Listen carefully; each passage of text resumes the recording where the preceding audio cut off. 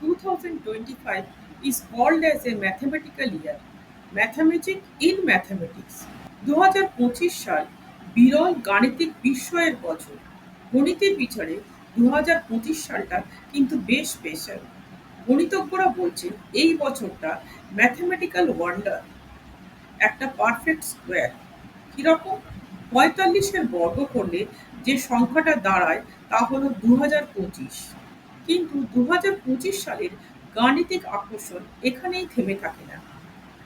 এটি দুটি ছোট সংখ্যার যোগফলের বর্গ, আবার দুটি বর্গ সংখ্যার গুণফল।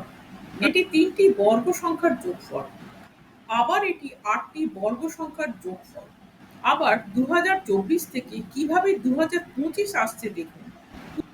এটি 1 থেকে 9 পর্যন্ত সংখ্যার সমষ্টির বর্গের সমান।